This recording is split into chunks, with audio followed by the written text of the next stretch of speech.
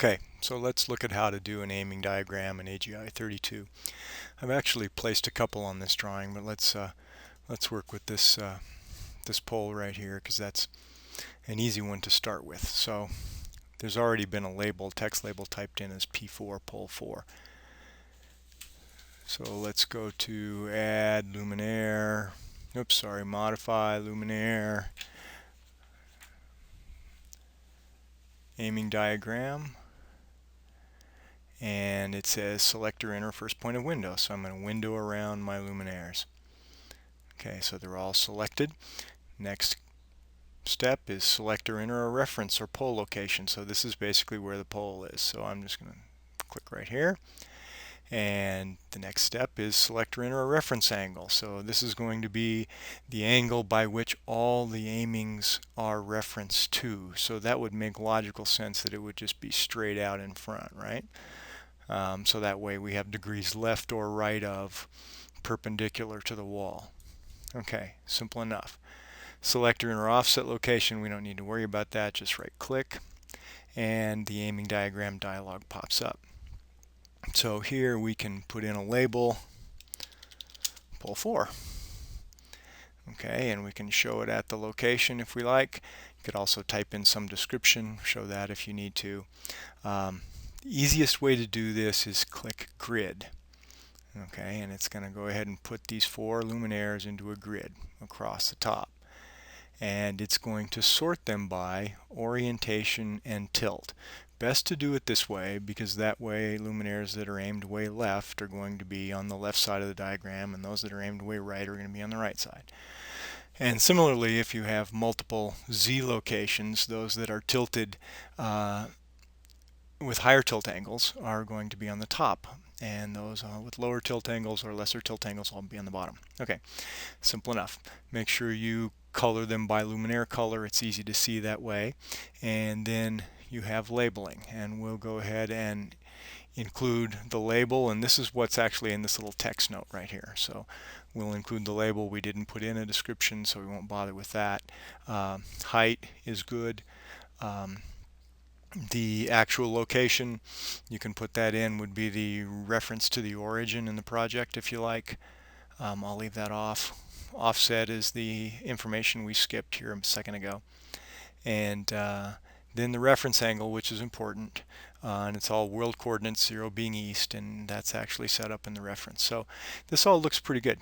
One step that you'll want to do is go into the diagram key area and click modify. And this is where you set what you actually want in the little bubble note. So the bubble can be a square, circle, octagon. I used a square. And you can put the lines in between rows 1 and 2, 2 and 3, 3 and 4. You have 4 rows.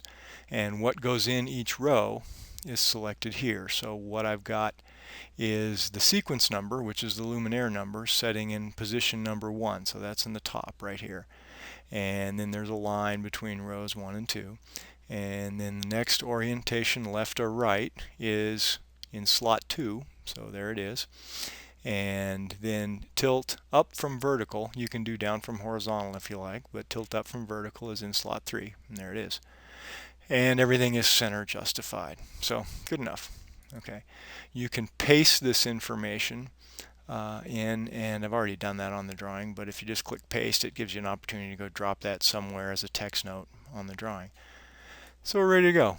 Click OK, and now you can see the aiming diagram is attached to the cursor, and I just want to set it behind the pole. First click drops it, and now this can be a little disconcerting, but if you look at the command line, it says selector enter scale. You can go left or right to dynamically scale it, so we can go left or right, so it's a little. Find a size that's going to work for you, click the left mouse button. The next thing is to enter a rotation angle, and if you just move your cursor out just a tiny bit to the right, which would be 0, it's going to set it in just like you like it. And there we go. So now you can see the little bubble diagrams.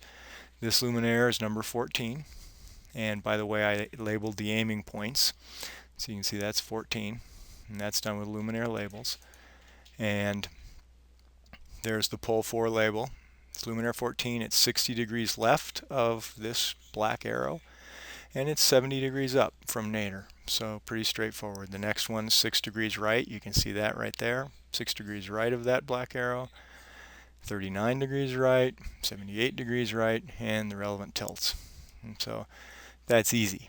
Okay, let's look at one other example, because notice in this drawing I've got things at all different angles, and that's pretty typical of what can actually happen. So how about if we let's go back and look at this this pole 3. And what I'm going to do is, first of all, I'm going to go in and delete the one that's already there, and I can just delete single and click on the X. Right click. Okay, it's gone.